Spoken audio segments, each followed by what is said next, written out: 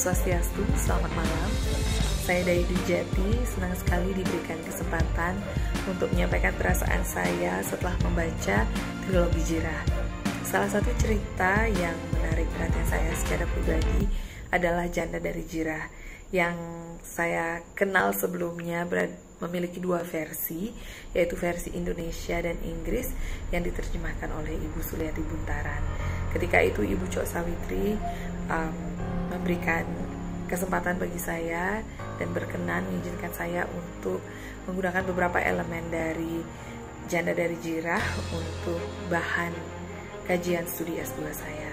Dan ketika itu saya baru saja melahirkan anak pertama saya, jadi saya baru memiliki waktu yang lebih lowong untuk membaca itu ketika malam menuju subuh. Jadi membaca buku Janda dari Jirah di waktu tersebut memang memberikan sensasi dan pengalaman yang luar biasa, karena tidak sama dengan membaca di siang hari. Jadi ketika malam sunyi dan hening, saya rasa memang itu waktu yang tepat sekali dan saya bisa fokus, dan kerap saya memberikan diri saya kesempatan untuk terhanyut dalam cerita itu. Dan seperti yang kita ketahui bersama yang sudah membaca trilogi Jirah tentu sudah memahami perasaan ini, karena Ibu Cok Sawitri mendeskripsikan segala karakter, ruang, latar, waktu, tempat, dan segala kejadian itu dengan sangat indah, detail, dan luar biasa.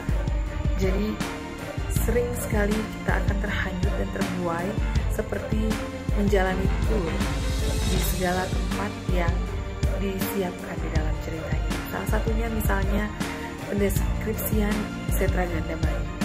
Jadi bagi kita mendengar kata Setra itu segala sesuatunya pasti sangat menyeramkan. Tapi terlepas dari seramnya Setra, Ibu Cok Sawitri mampu menggambarkan keunikan setting itu sendiri. Jadi bagaimana beliau menggambarkan pohon kepah dan kepuh yang begitu besar, kemudian pepohonan lain, angin, kemudian serangga-serangga yang berbisik, kemudian bagaimana mereka mampu menyaksikan murid-murid Kabikuan Jirah yang sedang unjuk kebolehan seperti Rarung si penerbang, kemudian si Tampancaran Guyang, dan bagaimana mereka menikmati setiap kejadian yang ada di sana. Dan itu pun membuat saya sendiri menikmatinya. Dan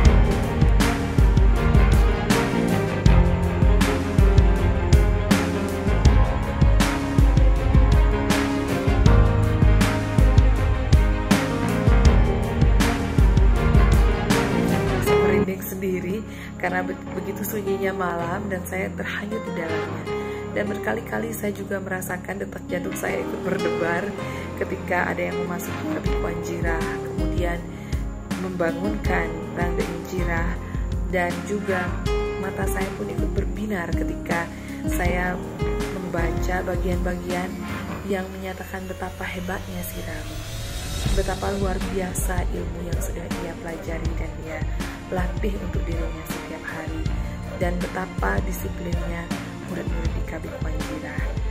Dan setelah membaca Rangdaing Jirah, Janda dari Jirah atau The Widow of Jirah ini, saya merasa ada sesuatu yang membuka pengetahuan menjadi lebih dalam. Selain hanya membaca cerita yang menakjubkan ini, saya juga merasa ada update informasi terkait dengan Janda dari Jirah itu sendiri.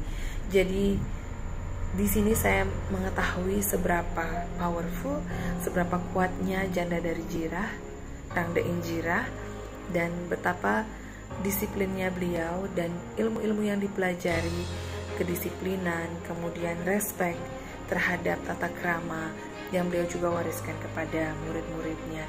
Jadi ada sisi lain yang tidak pernah saya ketahui sebelumnya yang saya ketahui di sini. Jadi penggambaran-penggambaran sosok memang sangat membantu sekali untuk memahami bagaimana cerita Jirah ini diceritakan oleh Ibu Cok Sawitri.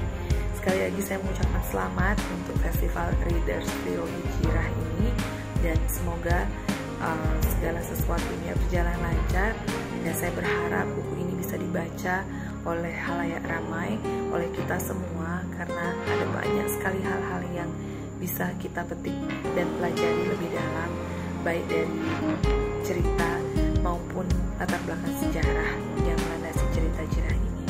Terima kasih sekali lagi, selamat malam.